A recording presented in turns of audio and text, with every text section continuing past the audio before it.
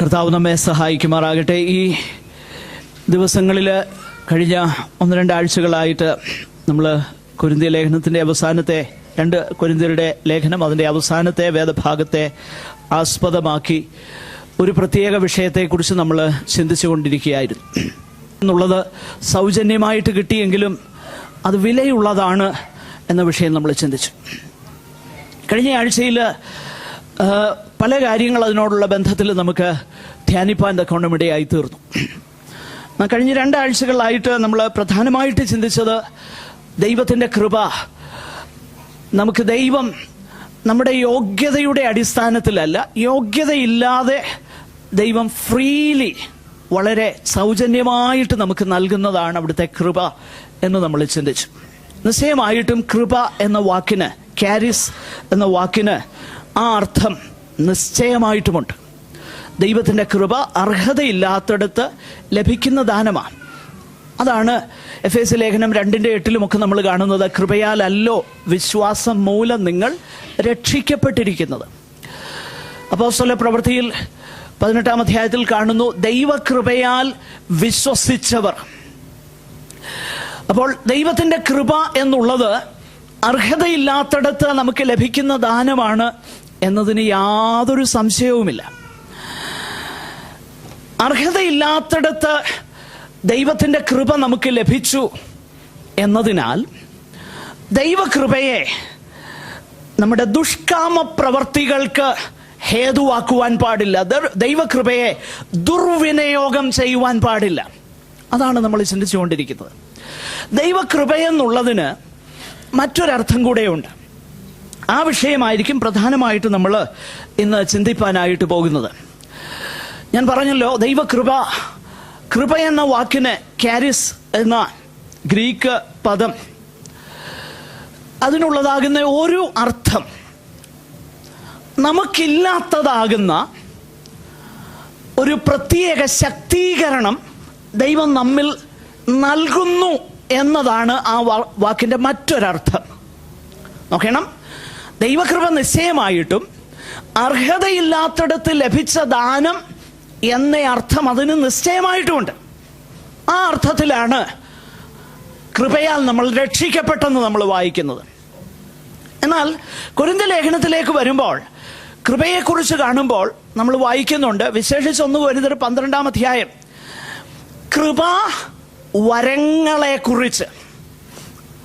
അപ്പോൾ ആ വരങ്ങൾ, ആ ദാനങ്ങൾ ദൈവം നമുക്ക് തരുന്നതാ. എന്താണത്? ഒരുപാട് വരങ്ങളുണ്ടല്ലോ.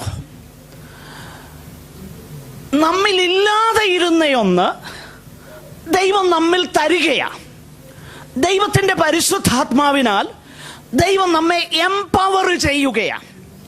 ദൈവം നമ്മെ ശക്തീകരിക്കുകയാ. ഈ ശക്തീകരണം ക്രിസ്തീയ ജീവിതത്തിൻ്റെ ആരംഭം മുതൽ അവസാനം വരെയുണ്ട്. എന്തിനാണ് ഈ ശക്തീകരണം? അത് വളരെ വ്യക്തമായിട്ട് നമുക്ക് മനസ്സിലാക്കണം. ദൈവകൃപ എന്തിനുള്ള ശക്തിയാണ് നമുക്ക് തരുന്നത്? അതുവരെ നമ്മിൽ ഇല്ലാതിരുന്ന ഒരു പ്രത്യേക കൃപ.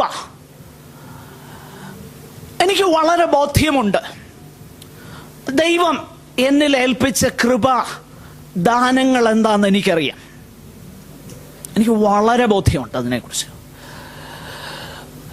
എന്നെ അറിയാവുന്ന, എന്നെ ചെറുപ്പം മുതൽ അറിയാവുന്ന പ്രിയപ്പെട്ടവരോട് നിങ്ങൾ ചോദിച്ചാൽ ഞാൻ ഈ പറയുന്നതിന് അവർ നിശ്ചയമായിട്ടും അതിന് അവർ സാക്ഷ്യപ്പെടുത്തും. അതായത് എന്നിൽ ഇന്നുവരെ ഇല്ലാതെയിരുന്ന, എന്നിൽ ഇന്നുവരെ ഇല്ലാതെയിരുന്ന ഒരു പ്രത്യേകമാകുന്ന ദൈവത്തിൻ്റെ ശക്തീകരണം, അത് കൃപയാലാണ് എനിക്ക് കിട്ടുന്നത്.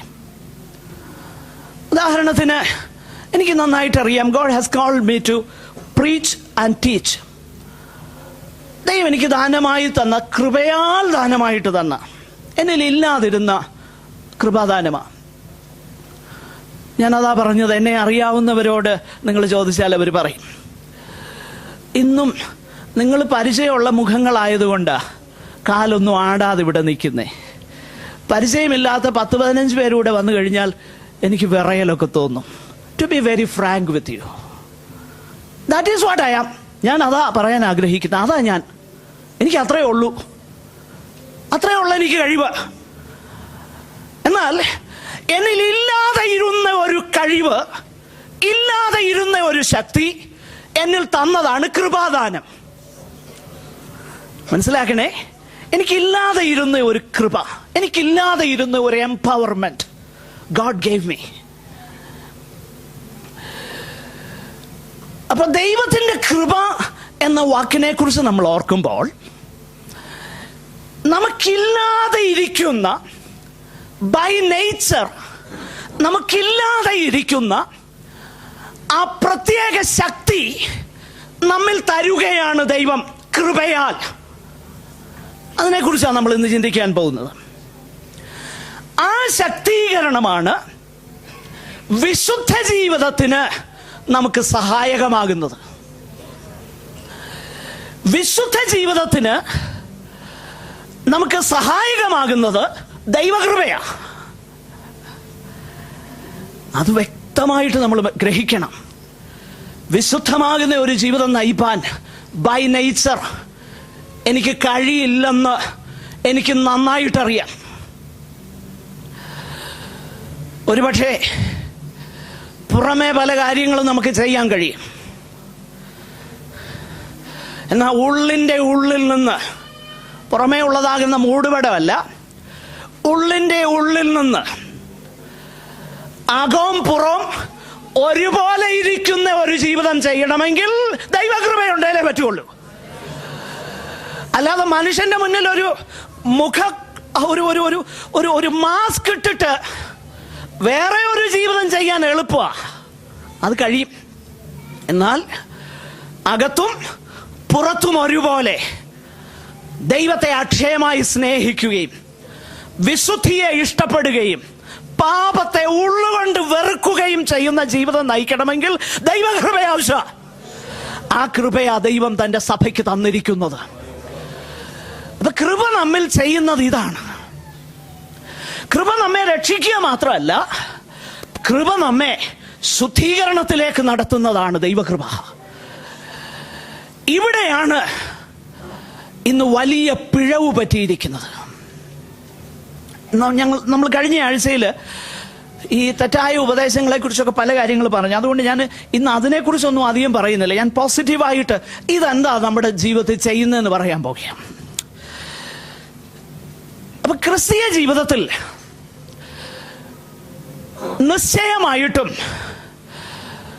നമ്മുടെ താല്പര്യങ്ങളും നമ്മുടെ പ്രവർത്തനവും പെരുമാറ്റവും പ്രാധാന്യമുള്ളതാണ്. അത് പ്രാധാന്യമുള്ളത് കൊണ്ടാണ് എബ്രായ ലേഖനം 12:14 നമ്മളിങ്ങനെ വായിക്കുന്നു, എല്ലാവരോടും സമാധാനം ആചരിച്ച് ശുദ്ധീകരണം പ്രാപിപ്പാൻ ഉത്സാഹിപ്പീൻ. എന്ത് ചെയ്യണം? ഉത്സാഹിക്കണം. എന്തിന്? സമാധാനം ആചരിച്ച് ശുദ്ധീകരണം പ്രാപിപ്പാൻ. അപ്പൊ ഉത്സാഹിച്ചാൽ ദൈവം എന്ത് ചെയ്യുമെന്നുള്ളത് നമ്മൾ മനസ്സിലാക്കണം. നമ്മുടെ തീരുമാനത്തിന്മേൽ, നമ്മുടെ പ്രതിഷ്ഠയിന്മേൽ ദൈവം എന്ത് ചെയ്യും? ദൈവം അസാധാരണമാകുന്ന കൃപ തരും. ഞാനൊരു കാര്യം നിങ്ങളോട് പറയട്ടെ, നിങ്ങളിത് പരീക്ഷിച്ച് നോക്ക്. I give you my word, standing on the promises of God. ദൈവത്തിന്റെ വാഗ്ദത്തങ്ങളിൽ ആശ്രയിച്ച് ഇതൊരു വാഗ്ദത്തമായിട്ട് ഞാൻ പറയുകയാണ്. നമ്മെ ഇന്ന് കീഴ്പ്പെടുത്തുന്ന പല കാര്യങ്ങളുണ്ടാകാം, പുറമേ അല്ല, വ്യക്തിപരമാകുന്ന ജീവിതത്തിൽ. അത് നമ്മെ വീണ്ടും പരാജയപ്പെടുത്തുന്ന കാര്യങ്ങളാകെ എന്തോ ആകട്ടെ, അവരവർക്കറിയാം. ഒരു തീരുമാനം ദൈവകൃപയിൽ ആശ്രയിച്ചെടുക്കുക, എന്നിട്ട് നമ്മുടെ ശക്തിയിൽ ആശ്രയിച്ച് അതിന്മേൽ ജയിക്കുന്ന ആ പരിപാടി മാറ്റിയിട്ട് ദൈവത്തിന് നമ്മെ പൂർണ്ണ ദൈവമായിട്ട് അങ്ങ് ഏൽപ്പിച്ചു കൊടുക്കുക. എനിക്ക് വാക്ക് തരുവാൻ കഴിയും. അതുവരെ നമ്മെ പരാജയപ്പെടുത്തിയ വിഷയങ്ങൾക്ക് ദൈവം അത്ഭുതകരമാകുന്ന ജയം തരും. ഇതാ ദൈവകൃപ ചെയ്യുന്നത്. ഇതാ ദൈവകൃപ ചെയ്യുന്നത്. ദൈവകൃപ എന്നിലേക്ക് വന്നിട്ട് അതുവരെ എനിക്ക് ജയകരമായി ജീവിപ്പാൻ കഴിയാതെ ഇരുന്ന അവസ്ഥയിൽ നിന്ന് എനിക്ക് ജയകരമായി ജീവിക്കാൻ കഴിയുന്നതാണ് ദൈവത്തിൻ്റെ കൃപ. Empowerment of the grace of God. ഇതിനെക്കുറിച്ച് വളരെ കാര്യങ്ങൾ നമുക്ക് ചിന്തിപ്പാൻ തക്കവണ്ണമുണ്ട്. ഞാൻ ഒരു വേദഭാഗം തരാം, നിങ്ങൾ വീട്ടിൽ പോയി വായിച്ചു നോക്കിക്കോളൂ. 2 പത്രോസ് 1:3 മുതലുള്ള വാക്യങ്ങളിലൊക്കെ നമ്മൾ കാണുന്നത് തൻ്റെ മഹത്വത്താലും വീര്യത്താലും നമ്മെ വിളിച്ചവൻ്റെ പരിജ്ഞാനത്താൽ അവിടുത്തെ ദിവ്യശക്തി ജീവനും ഭക്തിക്കും വേണ്ടതൊക്കെയും നമുക്ക് ദാനം ചെയ്തിരിക്കുന്നു. ജീവന് വേണ്ടതും ഭക്തിക്ക് വേണ്ടതും ദാനം ചെയ്തിരിക്കുന്നു. അവയാൽ അവൻ അവിടുന്ന് നമുക്ക് വിലയേറിയതും അതിമഹത്വമാകുന്ന വാഗ്ദത്തങ്ങളും നൽകിയിരിക്കുന്നു. എന്നിട്ട് പറയുക, ഇവയാൽ നിങ്ങൾ ലോകത്തിൽ മോഹത്താലുള്ള നാശം വിട്ടൊഴിഞ്ഞിട്ട് ദിവ്യ സ്വഭാവത്തിന് കൂട്ടാളികളായി തീരുവാൻ ഇടവരുന്നു. ലോകത്തിൻ്റെ മോഹത്താലുള്ള നാശം വിട്ടൊഴിഞ്ഞിട്ട് ദിവ്യ സ്വഭാവത്തിന് നമ്മൾ എന്താകുന്നു? കൂട്ടാളികളാകുവാൻ ഇടവരുന്നു. എങ്ങനെ? അവിടുത്തെ ദിവ്യശക്തി തന്നിരിക്കുന്ന ദാനം നിമിത്തം. എന്നിട്ട് അടുത്ത വാക്യം, അതാണ് പ്രാധാന്യമുള്ള വാക്യം. മറ്റേത് അതുപോലെ പ്രാധാന്യമുള്ളതാണ്. നമുക്ക് ദാനം തന്നിരിക്കുന്നു.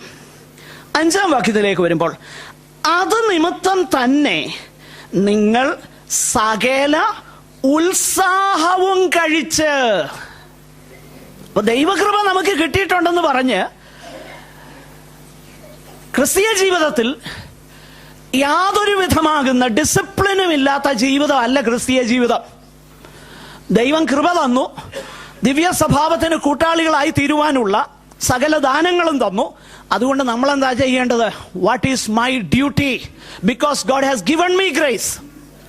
നേരത്തെ എനിക്ക് കഴിയത്തില്ലായിരുന്നു, എന്നാൽ ഇന്ന് എനിക്ക് കഴിയും. എന്തുകൊണ്ട് കഴിയും? അവിടുത്തെ ദിവ്യശക്തി ഇത് ദാനം ചെയ്തേക്കുന്നത് കൊണ്ട് എനിക്ക് കഴിയും, അല്ലെ കഴിയത്തില്ല. അതുകൊണ്ട് ഞാൻ എന്ത് ചെയ്യണം? സകല ഉത്സാഹവും കഴിച്ച് നിങ്ങളുടെ വിശ്വാസത്തോട് വീര്യവും, വീര്യത്തോട് പരിജ്ഞാനവും, പരിജ്ഞാനത്തോട് ഇന്ദ്രിയജയവും, ഇന്ദ്രിയത്തോട് സ്ഥിരതയും, സ്ഥിരതയോട് ഭക്തിയും, ഭക്തിയോട് സഹോദര പ്രീതിയും, സഹോദര പ്രീതിയോട് സ്നേഹവും കൂട്ടിക്കൊള്ളുവീൻ. ദൈവം തന്നു. God has given me, but because he has given me, അവിടുന്ന് എനിക്ക് തന്നതുകൊണ്ട് ഇത് താല്പര്യത്തോടെ ദൈവം എന്നിൽ ചെയ്യേണ്ടതിന് എന്നെ തന്നെ ഞാൻ സമ്പൂർണ്ണമായി സമർപ്പിക്കണം. എനിക്കതിനുള്ള താല്പര്യം ഉണ്ടാകണം. അല്ലാതെ വിശുദ്ധ ജീവിതം നയിക്കാൻ പറ്റുകയില്ല. ഇത് നമ്മൾ വളരെ വ്യക്തതയോടെ മനസ്സിലാക്കണം. ആകട്ടെ, ക്രിസ്തീയ ജീവിതത്തിൽ മാനസാന്തരവും പാപമേറ്റു പറയേണ്ടതിൻ്റെയും ഒക്കെ ആവശ്യമുണ്ട്. ഈ വിഷയങ്ങളൊക്കെ നമ്മൾ കണ്ടു. മാത്രമല്ല, നമ്മുടെ ജീവിതത്തിന് നമ്മൾ കണക്ക് കൊടുക്കേണ്ടിയവരാണെന്നും വേദപുസ്തകം നമ്മളെ പഠിപ്പിക്കുന്നു.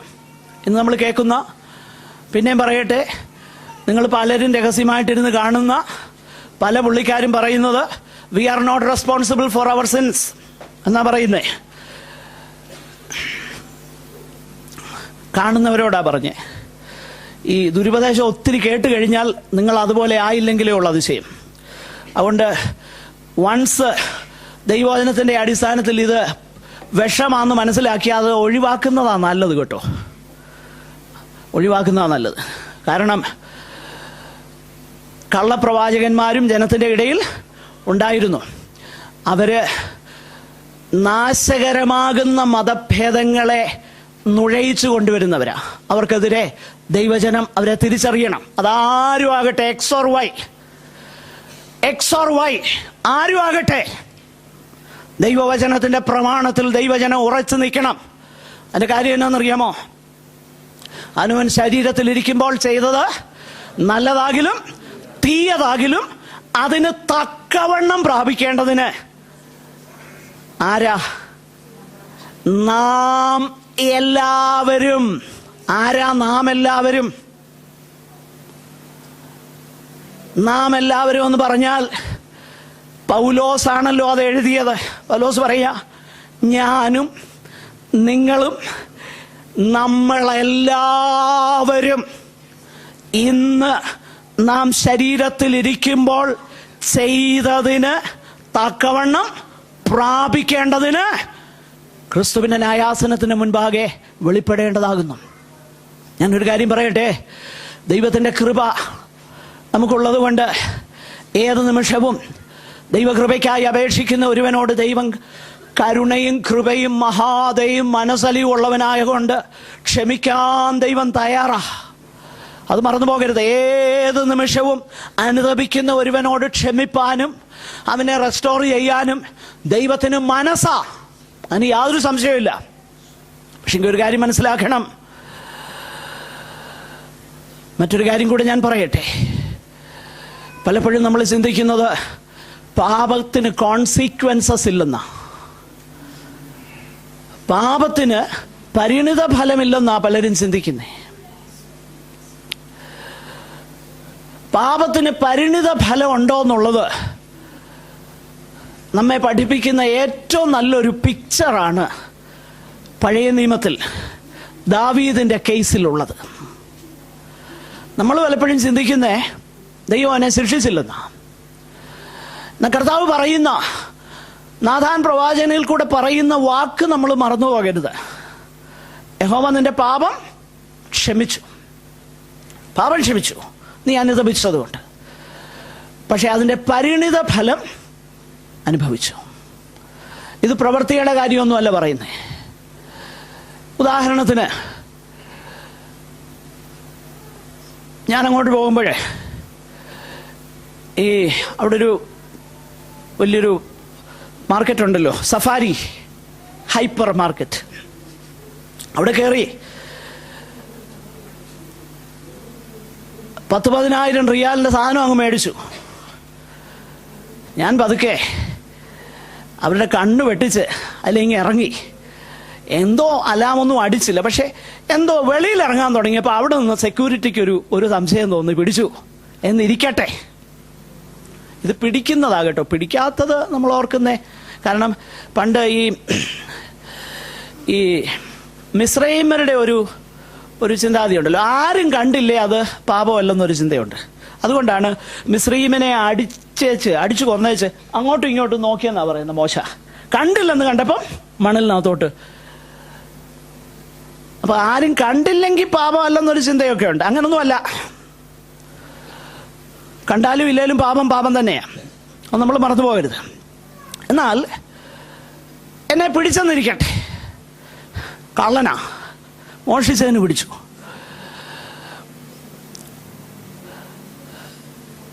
എന്നെ ജയിലിൽ കൊണ്ടുപോയി.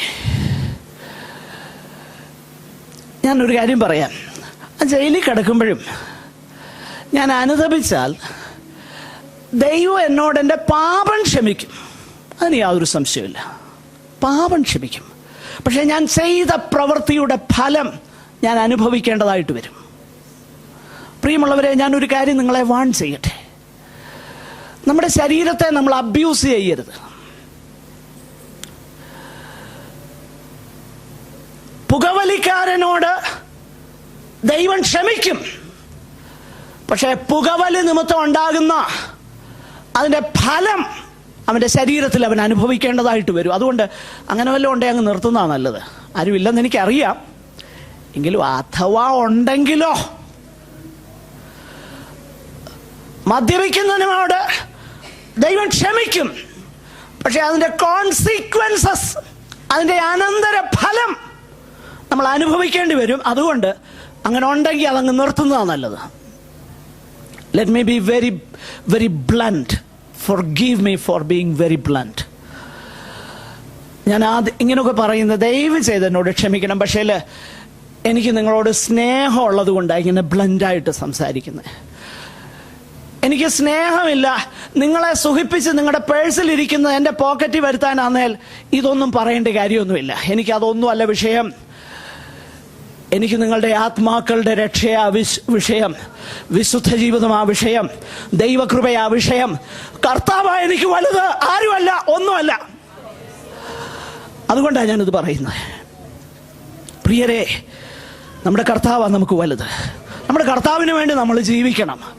ഇതാ ദൈവം നമ്മെക്കുറിച്ച് ആഗ്രഹിക്കുന്നത്. ഇത് കുറഞ്ഞ ഒന്നല്ല. അപ്പോൾ അവനവൻ ശരീരത്തിലിരിക്കുമ്പോൾ ചെയ്തത് നല്ലതാകിലും തീയതാകിലും അതിന് തക്കവണ്ണം പ്രാപിക്കേണ്ടതിന് നാം എല്ലാവരും, ദർ ഈസ് നോ എക്സെപ്ഷൻ. അതുകൊണ്ട് നമ്മുടെ പാപങ്ങൾക്ക് നമ്മൾ ഉത്തരവാദികളാണ്. ഇക്കാര്യം മറന്നുപോകരുത്. അങ്ങനെ അല്ലെന്ന് പറയുന്ന TV ഇവാഞ്ചലിസ്റ്റുകളുടെ ആ വലിയ വഞ്ചനയിൽപ്പെട്ട് നിങ്ങളുടെ ജീവിതം നിങ്ങൾ നശിപ്പിക്കരുത് എന്ന് ഞാൻ ബുദ്ധി പറയുകയാണ്. കാരണം ഇന്ന് നമ്മുടെ ഇടയിൽ ഇതങ്ങ് പെരുകുക. പിന്നെ മറ്റൊന്ന്, ഇപ്പൊ വന്നേക്കുന്ന പുതിയ വേറൊരു സംഭവം, ഈ പഴയ നിയമം എന്നൊക്കെ പറയുന്നത് ശാപത്തിന്റെ പുസ്തകമാണെന്നും പഴയ നിയമം വെളിപ്പെട്ട് വന്നേക്കുന്ന ദൈവം ഒരു ക്രൂരനാണെന്നും പഴയ നിയമത്തിലെ ദൈവം അല്ല പുതിയ നിയമത്തിലെ ദൈവമെന്നും ഒക്കെ പഠിപ്പിക്കുന്നുണ്ട്. അടുത്ത ഇടയ്ക്ക് ഞാൻ ഈ പറയുന്ന സംഭവമാണ്. ദയവായിട്ട് അതിൻ്റെ ഡീറ്റെയിൽസ് എനിക്കറിയത്തില്ല, അതുകൊണ്ട് അല്ലെങ്കിൽ ഞാൻ പറയാറുമില്ല. ഒരു സഹോദരൻ എന്നോട് പറഞ്ഞത്, എറണാകുളത്ത് 500-ലധികം മെമ്പേഴ്സ് ഉള്ള ഒരു സഭയുടെ പാസ്റ്റർ, ആരാന്ന് എനിക്കറിയില്ല, ഐ ഡോണ്ട് നോ. ഒരു സഹോദരൻ ഇങ്ങനെ ഇത്രയും പറഞ്ഞുള്ളൂ, പക്ഷെ അത് റിലയബിൾ ആയിട്ടുള്ള കാര്യമാണ്. സഭായോഗത്തിന് എഴുന്നേറ്റ് നിന്നേച്ച് പറഞ്ഞു, നിങ്ങളെല്ലാവരും എന്നോട് കൂടെ ചേർന്ന് പഴയ നിയമ പുസ്തകങ്ങളെല്ലാം നമ്മൾ ശപിക്കാൻ പോകുകയാണ്. ശപിച്ചു. അടുത്തയിടെ സംഭവിച്ച ഒന്നാ. കാരണം പഴയ നിയമത്തിലെ അതല്ല എന്താണെന്നറിയാവോ? ശാപമാണ്. ക്രൂരനാകുന്ന ദൈവം, ആ ദൈവം അല്ല പുതിയ നിയമത്തിൽ. അതുകൊണ്ട് പഴയ നിയമം നമുക്ക് വേണ്ട. പ്രിയരെ, നാം മറന്നു പോകരുത്,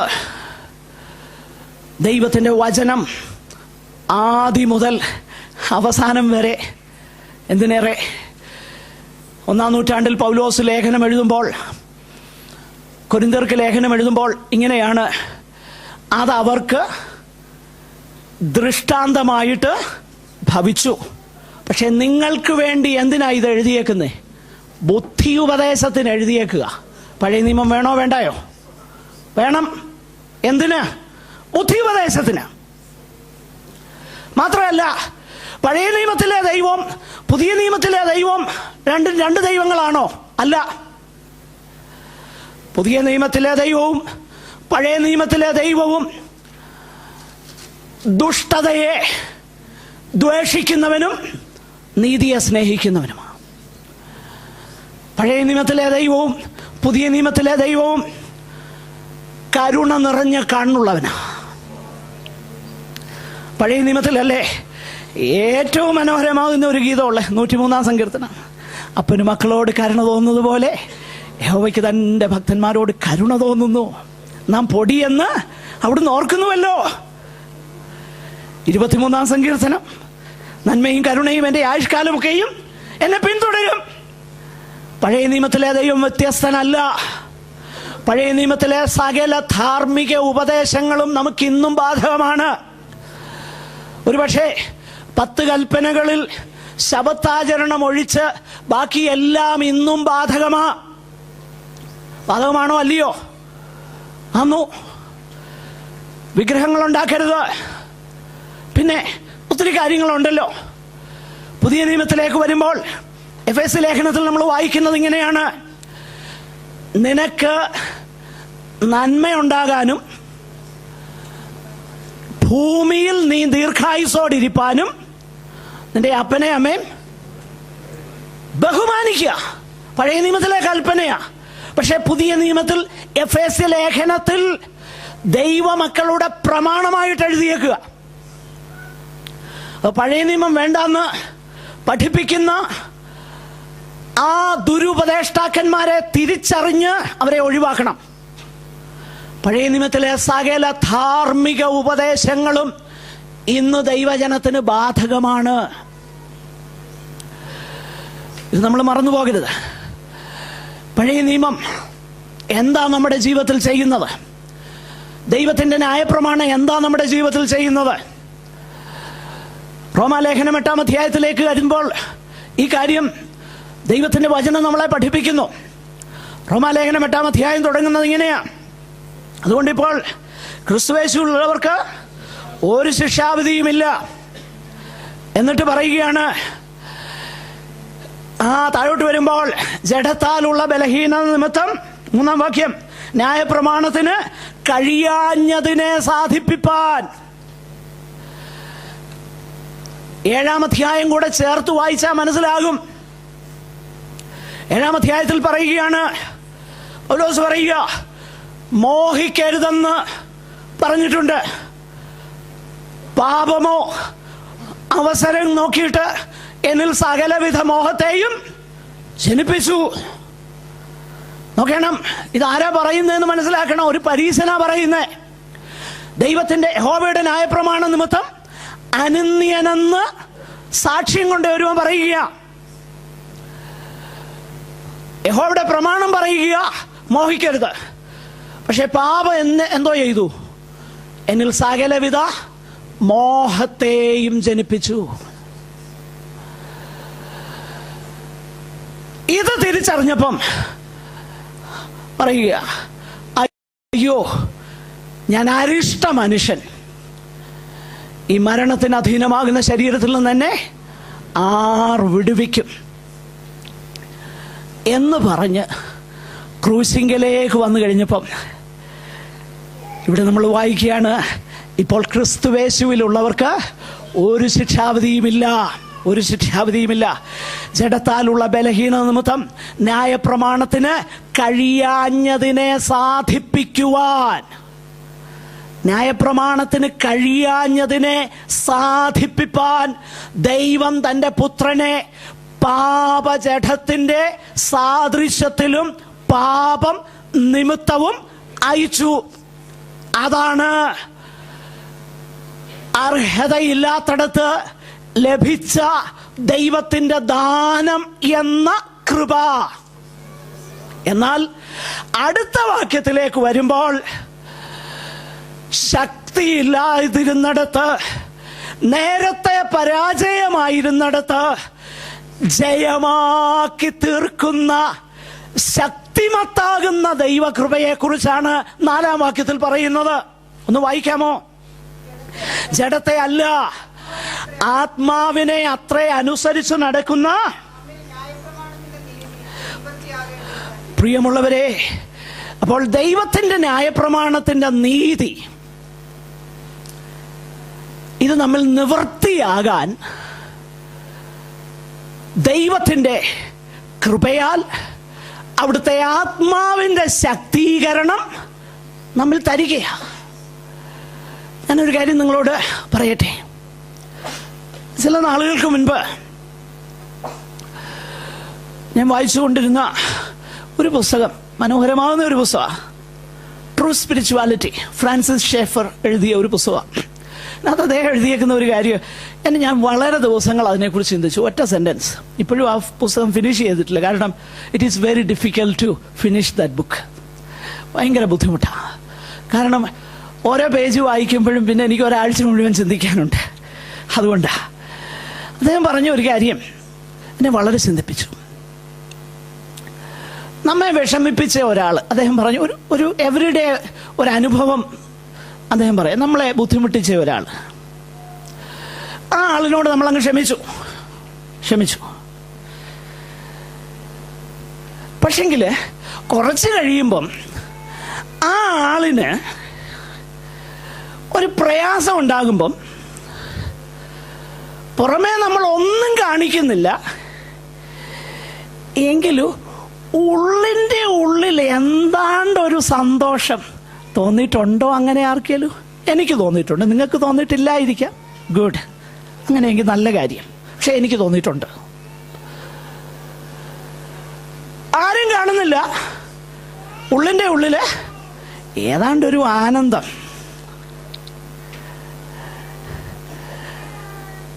ഇതാരേലും കാണുമോ? ഇതാരും കാണത്തില്ല. എന്നാൽ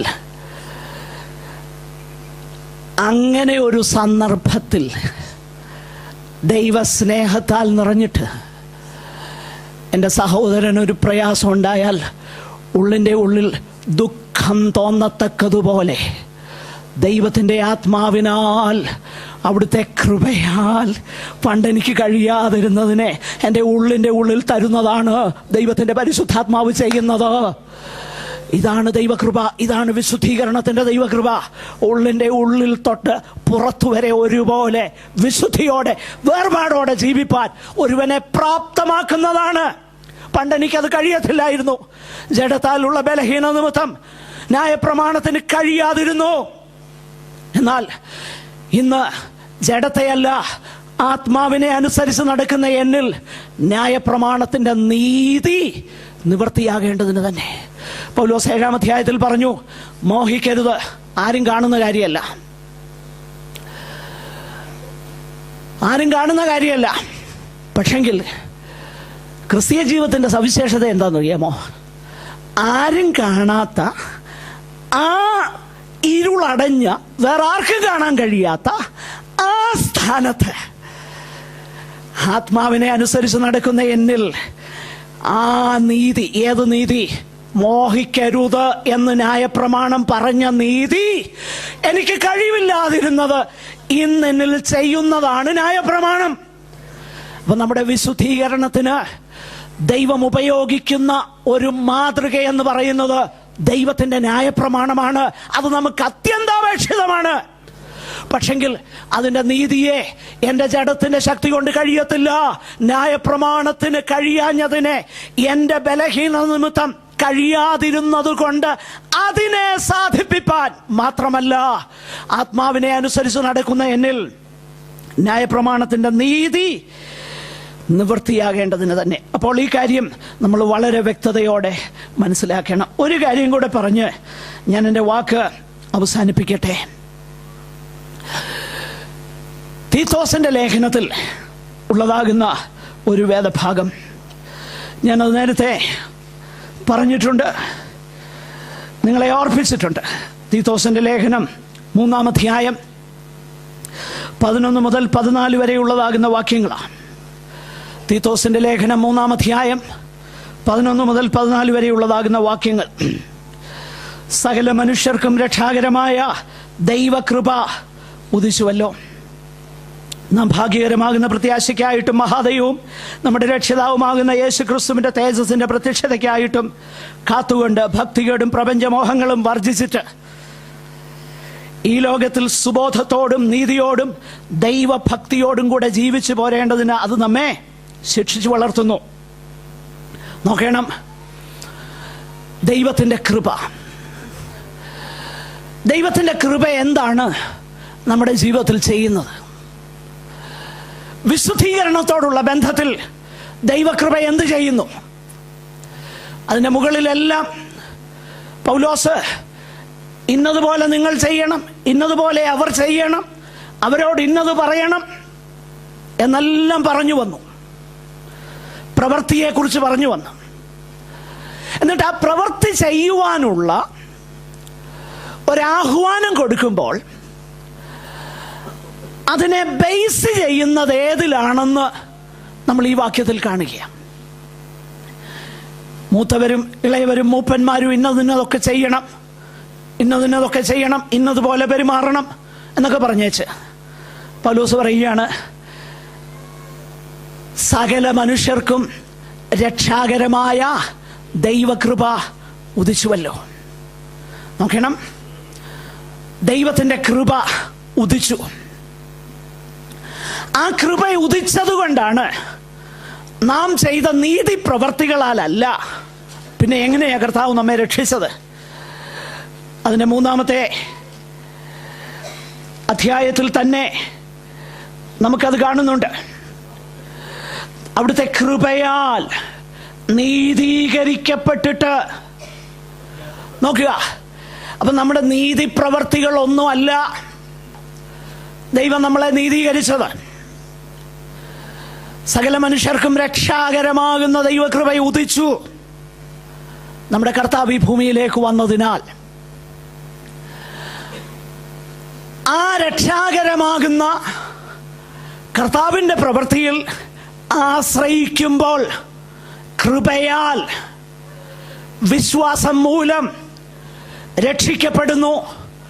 ആ അനുഭവത്തെ വേദപുസ്തകം വിളിക്കുന്നത് നീതീകരണമെന്ന. പിന്നെ നീതീകരണത്തിൽ തുടങ്ങി ക്രിസ്തീയ ജീവിതത്തിൻ്റെ പൂർത്തീകരണം എവിടാന്നറിയാമോ? മഹത്വീകരണം. അതും ഈ വാക്യത്തിലുണ്ട്. മഹാദൈവവും നമ്മുടെ രക്ഷിതാവുമാകുന്ന യേശു ക്രിസ്തുവിൻ്റെ പ്രത്യക്ഷത. ഇപ്പൊ ക്രിസ്തീയ ജീവിതത്തിൻ്റെ പ്രധാനപ്പെട്ട 2 അനുഭവങ്ങളാണ്. ഒന്ന് നീതീകരണം, അതിൻ്റെ പൂർത്തീകരണം എന്നുള്ളത് മഹത്വീകരണം. Justification and glorification. നീതീകരണം എങ്ങനെയാണ് നടക്കുന്നത്? നീതീകരണത്തിന് യാതൊരുവിധ നിബന്ധനയും ദൈവം വെച്ചില്ല. കാരണം നിബന്ധന വെച്ചാൽ അതിനെ മീറ്റ് ചെയ്യാൻ എനിക്ക് കഴിയത്തില്ലെന്ന് ദൈവത്തിനറിയാം. അതുകൊണ്ട് ഒരു കാര്യം പറഞ്ഞുള്ളൂ, അവിടുത്തെ പുത്രൻ സകലവും ചെയ്തു.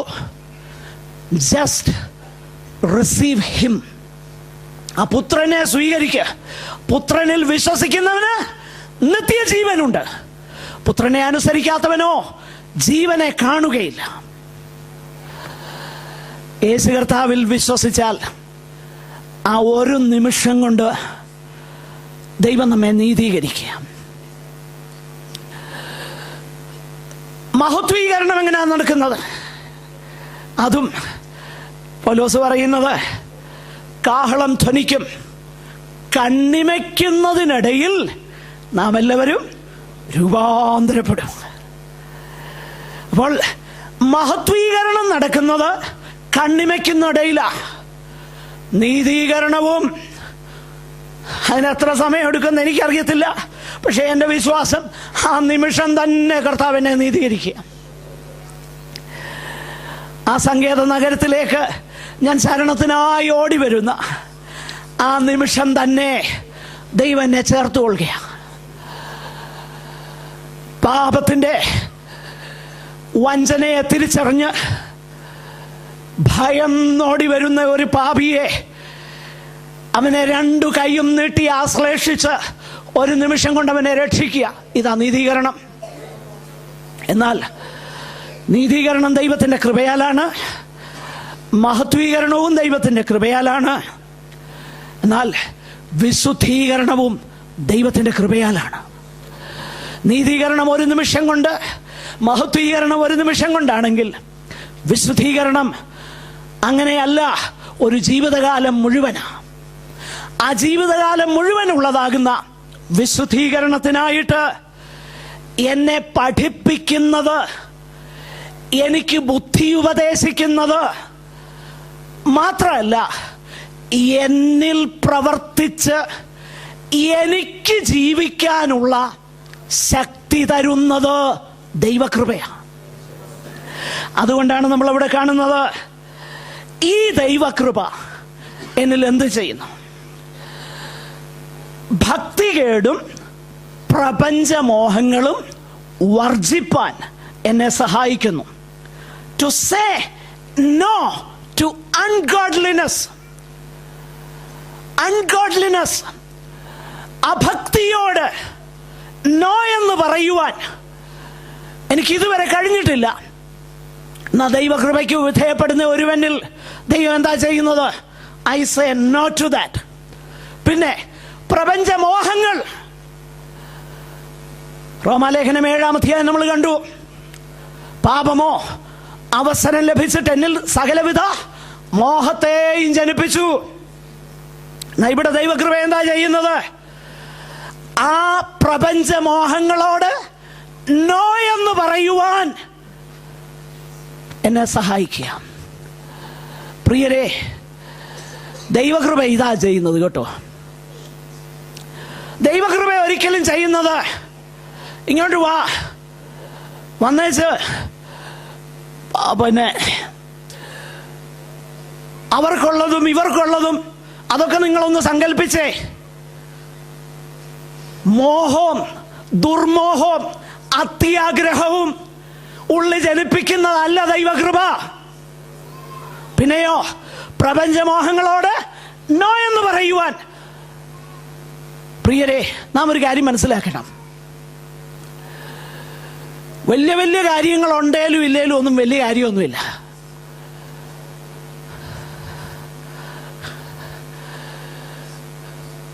വലിയ കാര്യങ്ങൾ ഉണ്ടേലേ ജീവിക്കാൻ പറ്റുള്ളെന്നൊന്നും ആരും ചിന്തിക്കരുത്. അങ്ങനൊന്നുമല്ല. ദൈവത്തിൻ്റെ വചനം നമ്മെ പഠിപ്പിക്കുന്നത് നമ്മുടെ നിത്യവൃത്തിക്ക് ദൈവം നമുക്ക് സപ്ലൈ ചെയ്യുന്നുണ്ടെങ്കിൽ ആ അവസ്ഥയിൽ തൃപ്തിപ്പെടാൻ കഴിയുന്നവനാണ് അനുഗ്രഹിക്കപ്പെട്ടവൻ. അല്ലാതെ 2000 രൂപ ശമ്പളം ഉള്ളപ്പം തൃപ്തിയോടെ ജീവിക്കാൻ കഴിയാത്തവന് 2 ലക്ഷം കിട്ടിയാലും അവൻ്റെ ജീവിതത്തിൽ ഒരു തൃപ്തി ഉണ്ടാകത്തില്ല. എനിക്കത് വളരെ വ്യക്തമായിട്ട് പറയാൻ കഴിയും. എന്നാൽ ദൈവകൃപ ഒരുവൻ്റെ ജീവിതത്തിലുണ്ടെങ്കിൽ എന്ത് പറ്റുമെന്നറിയാമോ? ഹല്ലേലൂയ, തൃപ്തിയോടെ ജീവിപ്പാൻ കഴിയും. പ്രപഞ്ചമോഹങ്ങളോട് നോ എന്ന് പറയുവാൻ കഴിയും.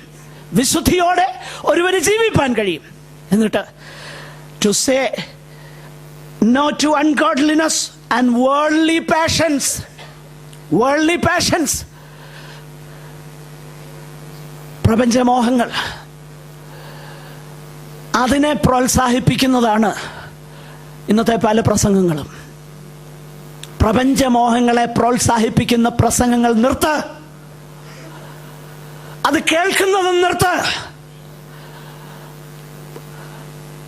പഴയ പാട്ടുകാരൻ പറയുന്നത് പോലെ, tell me the old story of Jesus and his cross. Tell me the old story. ക്രിസ്തുവിൻ്റെ ദിവ്യ സ്നേഹം എന്നോട് വർണ്ണിക്കുക. അതിൽ പരം ഒരു തീം ഏതാ ഉള്ളത്? Godliness, God centredness. എൻ്റെ സെൽഫ് സെന്റേഡ്നെസ്സിൽ നിന്ന് മാറിയിട്ട് ഗോഡ് സെന്റേഡ്നെസ്സിലേക്ക് ഞാൻ വരിക. ഇതിനെന്നെ സഹായിക്കുന്നത് എന്താ? ദൈവകൃപ. ദൈവകൃപ. ഞാൻ ഈ പറയുമ്പോൾ നിങ്ങൾ ആരും ചിന്തിക്കരുത് ലോകത്ത് നമുക്കൊന്നും വേണ്ടേ. അതൊന്നുമല്ല ഞാൻ പറഞ്ഞത്. ലോകത്ത് നമുക്ക് ആവശ്യമുള്ളതൊക്കെ നൽകാൻ ഇന്ന് വരെ ദൈവം നടത്തിയില്ലേ? പിന്നെന്തിനാ അതിനെക്കുറിച്ച് വറി ചെയ്യുന്നത്? ദൈവം ഏൽപ്പിച്ച കാര്യങ്ങൾ വിശ്വസ്തയോടങ്ങ് ചെയ്താൽ പോരെ? അതല്ലേ നല്ലത്? ദൈവമുഖം അന്വേഷിക്കുന്നതല്ലേ നമുക്ക് കാമ്യം? ദൈവം ഇന്ന് വരെ നമ്മളെ കൊണ്ടുവന്നെങ്കിൽ നാളെ നടത്താൻ ദൈവം വിശ്വസ്തനല്ലേ? ദൈവം വിശ്വസ്തന. അത്യാഗ്രഹവും ദുരാഗ്രഹവും ദ്രവ്യാഗ്രഹവും വിട്ടിട്ട്, പ്രപഞ്ചമോഹങ്ങൾ വർജിച്ചിട്ട് സുബോധത്തോടെ ദൈവഭക്തിയോടെ ജീവിപ്പാൻ തക്കവണ്ണം ശിക്ഷിച്ചു വളർത്തുന്ന ദൈവകൃപ എന്നിൽ പകർന്നിരിക്കുന്നതിനാൽ ഞാൻ ദൈവത്തിന് സ്തോത്രം ചെയ്യുന്നെന്ന് ധൈര്യത്തോടെ പറയാൻ കഴിയണം. പ്രപഞ്ചമോഹങ്ങളെ വർജിച്ചിട്ട് മഹാദൈവവും നമ്മുടെ രക്ഷിതാവുമാകുന്ന യേശു ക്രിസ്തുവിന്റെ പ്രത്യക്ഷതയ്ക്കായിട്ട് കാത്തുകൊണ്ട് ഈ ലോകത്തിൽ സുബോധത്തോടെ, നല്ല ബോധത്തോടെ ജീവിപ്പാൻ നമുക്ക് കഴിയണം. അതിനായി ദൈവപാദപീഠത്തിൽ നമുക്ക് നന്മയെ തന്നെ ഏൽപ്പിക്കാം. ഈ വചനങ്ങളാൽ ദൈവം നമ്മെ അനുഗ്രഹിക്കട്ടെ. ക്രിസ്തുയേശുവിൻ്റെ കൃപയിൽ നമുക്ക് വളരാം. ആരും നമ്മുടെ വിരുദ്ധ തെറ്റിക്കരുത്. ദൈവം നമ്മെ അനുഗ്രഹിക്കട്ടെ. സഹോദരന്മാരിൽ